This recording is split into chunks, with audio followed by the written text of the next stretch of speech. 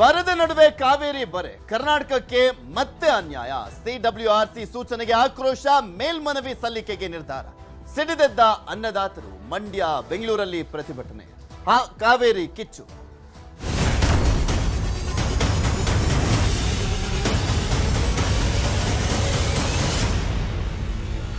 ತಮಿಳುನಾಡಿಗೆ ಕಾವೇರಿ ನೀರು ಬಿಡಲ್ಲ, ನಾವು ಕಾನೂನು ಹೋರಾಟವನ್ನ ಮಾಡ್ತೇವೆ. ಸಿಎಂ ಡಿಕೆ ಶಿವಕುಮಾರ್ ಅವರ ಹೇಳಿಕೆ. ಹೋರಾಟ ಮಾಡದೆ ಹೋದ್ರೆ ಬಿಡೋರು ಯಾರಿಲ್ಲ. ಈಗ ಆಲ್ರೆಡಿ ಪ್ರತಿಭಟನೆಗಳು ನಡೀತಾ ಇದಾವೆ. ರೈತರ ಪ್ರತಿಭಟನೆ, ಕನ್ನಡ ಪರ ಸಂಘಟನೆಗಳ ಪ್ರತಿಭಟನೆ ಆಗ್ತಾ ಇದೆ.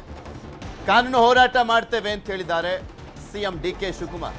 ತಮಿಳುನಾಡಿನ ಬೇಡಿಕೆಯನ್ನ 2 ಬಾರಿ ತಿರಸ್ಕರಿಸಿದ್ವಿ, ಮತ್ತೆ ಕಾವೇರಿ ನೀರು ಬಿಡಿ ಅಂತ ಕೇಳ್ತಾ ಇದ್ದಾರೆ. ಮೇಲ್ಮನವಿ ಸಲ್ಲಿಸಲಿಕ್ಕೆ ನಾವು ತೀರ್ಮಾನ ಮಾಡಿದ್ದೇವೆ ಅಂತ ಹೇಳಿದ್ದಾರೆ. ಬೆಂಗಳೂರಲ್ಲಿ ಜಲಸಂಪನ್ಮೂಲ ಸಚಿವ ರಾಮಲಿಂಗಾರೆಡ್ಡಿ ನೇತೃತ್ವದಲ್ಲಿ ನಡೆದಂತ ಸಭೆಯಲ್ಲೂ ಕೂಡ ತೀರ್ಮಾನವನ್ನು ಮಾಡಲಾಗಿದೆ. ಈಗ ಸಿಡಬ್ಲ್ಯೂಆರ್ಸಿ ಅವರು ನಿರ್ಧಾರ ಮಾಡಿ ಸೂಚನೆಯನ್ನ ಕೊಟ್ಟಿರುವಂತದ್ದು 3.5 TMC 15 ದಿನಗಳ ಕಾಲ ಬಿಡಿ ಅನ್ನುವಂಥದ್ದನ್ನ. ಇದರ ಮೇಲ್ಗಡೆ ಅಂದ್ರೆ ನೆಕ್ಸ್ಟ್ ಹೋಗ್ಬೇಕಾಗಿರುವಂತದ್ದು ಅಪ್ಪಿಲ್ಲು CWMA ಹತ್ರ, ಅಂದ್ರೆ ಕಾವೇರಿ ವಾಟರ್ ಮ್ಯಾನೇಜ್ಮೆಂಟ್ ಅಥಾರಿಟಿ ಹತ್ರ ಹೋಗಿ ಮೇಲ್ಮನವಿಯನ್ನ ಸಲ್ಲಿಸಬೇಕಾಗಿದೆ. ಅಲ್ಲಿ ಸಲ್ಲಿಸ್ತಾರೆ. ಅಲ್ಲೂ ಆಗ್ಲಿಲ್ಲ ಅಂದ್ರೆ ನೆಕ್ಸ್ಟ್ ಇರುವಂತ ದಾರಿ ಅದು ಸುಪ್ರೀಂ ಕೋರ್ಟ್. ಡಿಕೆ ಶಿವಕುಮಾರ್ ಅವರು ಮಾತನಾಡಿದ್ದಾರೆ, ಕಾನೂನು ಹೋರಾಟ ಮಾಡ್ತೀವಿ ಅಂತ.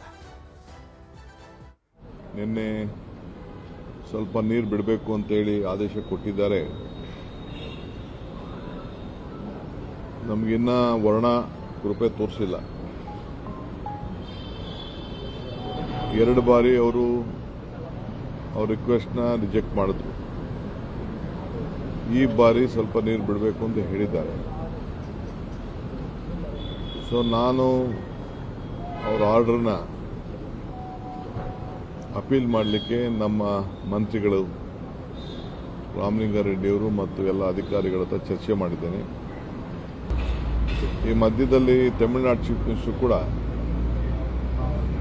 ನನ್ನ ಹತ್ರ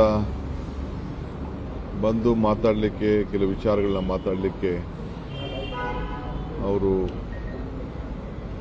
ಇಂಗಿತವನ್ನು ವ್ಯಕ್ತಪಡಿಸಿದ್ದಾರೆ. ನಮ್ಮ ಚೀಫ್ ಸೆಕ್ರೆಟರಿಗೂ ಲೆಟರ್ ಬರೆದಿದ್ದಾರೆ. ನನ್ನ ಹತ್ರನೂ ಫೋನಲ್ಲಿ ಮಾತಾಡಿದ್ದಾರೆ.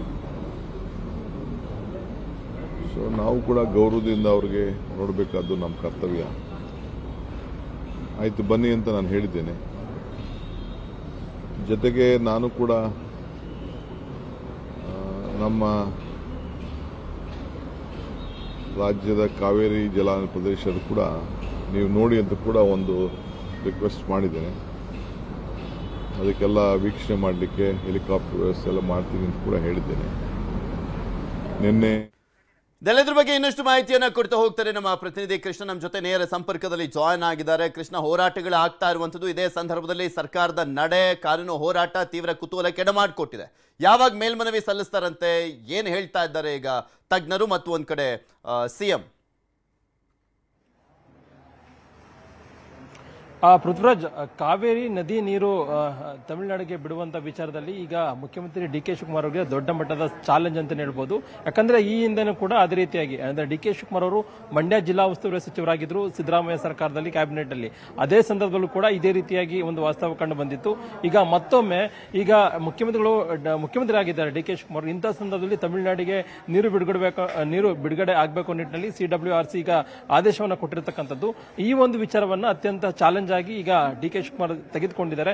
ಯಾವುದೇ ಕಾರಣಕ್ಕೂ ಕೂಡ ಈಗ ರಾಜ್ಯದ ರೈತರ ಹಿತವನ್ನ ಕಾಯಬೇಕಾಗತ್ತೆ. ಮತ್ತೆ ಇದುವರೆಗೂ ಕೂಡ ಕೃಷಿ ಬೆಳೆಗಳಿಗೂ ಕೂಡ ನೀರನ್ನ ಬಿಡುಗಡೆ ಮಾಡುವಂತ ಸರ್ಕಾರ ತೀರ್ಮಾನ ತೆಗೆದುಕೊಂಡಿಲ್ಲ. ಆದರೆ ಇಂತಹ ಸಂದರ್ಭದಲ್ಲಿ CWRC ಆದೇಶವನ್ನು ಕೊಟ್ಟಿದೆ ಅನ್ನೋ ಕಾರಣಕ್ಕೋಸ್ಕರವಾಗಿ ಈಗೇನು ಆದೇಶವನ್ನು ಮಾಡಿದರೆ, ಈ ಒಂದು ಆದೇಶದ ವಿರುದ್ಧವಾಗಿ ಆದೇಶದ ಪ್ರಶ್ನೆ ಮಾಡಿ ಮೇಲ್ಮನವಿ ಸಲ್ಲಿಕೆ ಮಾಡುವಂತ ಈಗಾಗಲೇ ಸರ್ಕಾರ ಮುಂದಾಗಿರ್ತಕ್ಕಂಥದ್ದು.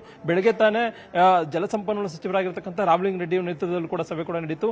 ಸಭೆಯಲ್ಲಿ ಚರ್ಚೆ ಮಾಡೋದ್ರ ಮುಖಾಂತರವಾಗಿ ವಕೀಲರ ಜೊತೆ ಚರ್ಚೆ ಮಾಡಿದ ಸಂದರ್ಭದಲ್ಲಿ CWRC ಆದೇಶವನ್ನು ಪ್ರಶ್ನೆ ಮಾಡಿ ಈಗ ಕಾವೇರಿ ನಿರ್ವಹಣಾ ಪ್ರಾಧಿಕಾರ ಏನಿದೆ ಅದಕ್ಕೆ ಒಂದು ಮೇಲ್ಮನವಿ ಸಲ್ಲಿಕೆಯನ್ನು ಮಾಡುವಂತದ್ದು.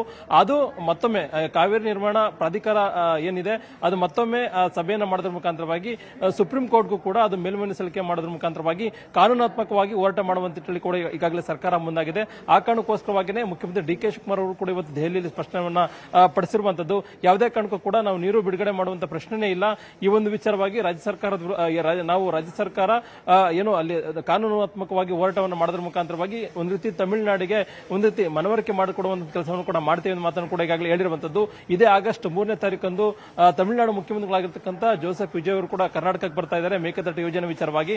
ಅಂತಹ ಸಂದರ್ಭದಲ್ಲಿ ರಾಜಕೀಯವಾಗಿ ಅಂದ್ರೆ ಅವರು ನೇರ ಬಂದಂತ ಸಂದರ್ಭದಲ್ಲಿ ವಾಸ್ತವ ಪರಿಸ್ಥಿತಿ ಕರ್ನಾಟಕದಲ್ಲಿ ಏನಿದೆ, ಈಗಾಗಲೇ ಕುಡಿಯುವ ನೀರಿಗೂ ಕೂಡ ಸಮಸ್ಯೆ ಇದೆ. ಮತ್ತೆ ಕೇವಲವಾಗಿ ಈಗ ಏನಾದ್ರೂ ಕನ್ಫರ್ಮ್ ಆಗಿದೆಯಾ? ಯಾಕೆಂದ್ರೆ ಈ ತೀರ್ಪಿನ ಮುಂಚೆ ಇದ್ದಿದ್ದಂತ ಪರಿಸ್ಥಿತಿ ಬೇರೆ, 3,500 ಕ್ಯೂಸೆಕ್ ಪ್ರತಿದಿನ 15 ದಿನಗಳ ಕಾಲ ಬಿಡಬೇಕು ಅಂತ ತೀರ್ಪಾದ ಬಳಿಕ ಇರುವಂತ ಪರಿಸ್ಥಿತಿ ಬೇರೆ.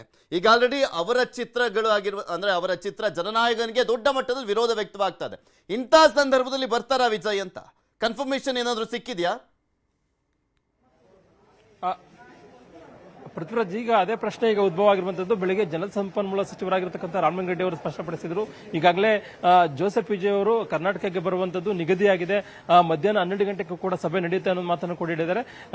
ನೀವು ಹೇಳಿದಂಗೆ ಈಗ ಯಾವಾಗ 3,500 ಕ್ಯೂಸೆಕ್ ನೀರನ್ನ ತಮಿಳುನಾಡಿಗೆ ಹರಿಸಬೇಕು ಅನ್ನೋ ಆದೇಶ ಬಂತು, ಅದಾದ ಬಳಿಕವಾಗಿ ಇಡೀ ಕರ್ನಾಟಕದೆಲ್ಲೆಡೆ ಈಗ ತಮಿಳುನಾಡು ವಿರುದ್ಧವಾಗಿ ಆಕ್ರೋಶ ವ್ಯಕ್ತವಾಗಿರುವಂತದ್ದು. ಯಾಕಂದ್ರೆ ಇಲ್ಲೇ ಕುಡಿಯೋದಕ್ಕೆ ನೀರಿಲ್ಲ, ಅಂತ ಸಂದರ್ಭದಲ್ಲಿ ತಮಿಳುನಾಡಿಗೆ ಹೇಗೆ ಹರಿಸೋದಕ್ಕೆ ಸಾಧ್ಯ ಅನ್ನೋ ಪ್ರಶ್ನೆಗಳು ಕೂಡ ರಾಜ್ಯದಲ್ಲಿ ಉದ್ಭವ ಆಗ್ತಾ ಇರುವಂತದ್ದು. ಮತ್ತೊಂದು ಕಡೆ ಈಗ ಪ್ರತಿಪಕ್ಷ ಬಿಜೆಪಿ ಮತ್ತೆ ಜೆಡಿಎಸ್ ನಾಯಕರು ಕೂಡ ಇಲ್ಲೊಂದು ಕಡೆ ಈ ಒಂದು ವಿಚಾರವನ್ನು ಇಟ್ಕೊಳ್ಳೋದ್ರ ಮುಖಾಂತರವಾಗಿ ಸರ್ಕಾರವನ್ನು ಅಣಿಯುವಂತ ನಿಟ್ಟಿನಲ್ಲಿ ಕೂಡ ಮುಂದಾಗಿದೆ. ಇದೇ ನಾಡಿದ್ದು ಅಂದ್ರೆ ಶುಕ್ರವಾರ KRS ಡ್ಯಾಮ್ಗೆ ಮುತ್ತಿಗೆ ಹಾಕುವಂತ ನಿಟ್ಟಿನಲ್ಲಿ ಈಗಾಗಲೇ ರಾಜ್ಯದ ಬಿಜೆಪಿ ನಾಯಕರು ಈಗಾಗಲೇ ನಿರ್ಧಾರವನ್ನು ಮಾಡಿದ್ದಾರೆ. ಆ ಕಾರಣಕ್ಕೋಸ್ಕರವಾಗಿ ಇಲ್ಲೊಂದು ಕಡೆ ಈ ಒಂದು ವಿಚಾರ ತಮಗೆ ಮುಳುವಾಗುತ್ತೆ ಅನ್ನೋ ಒಂದು ಕಾರಣಕ್ಕೋಸ್ಕರವಾಗಿನೇ ಮುಖ್ಯಮಂತ್ರಿಗಳು ಒಂದು ರೀತಿ ಕಾನೂನಾತ್ಮಕವಾಗಿ ಹೋರಾಟವನ್ನು ಮಾಡೋದ್ರ ಮುಖಾಂತರವಾಗಿ ಈ ಒಂದು ವಿಚಾರದಿಂದ ಹೊರಗಡೆ ಬರುವಂತ ಕೂಡ ಮುಂದಾಗಿದ್ದಾರೆ.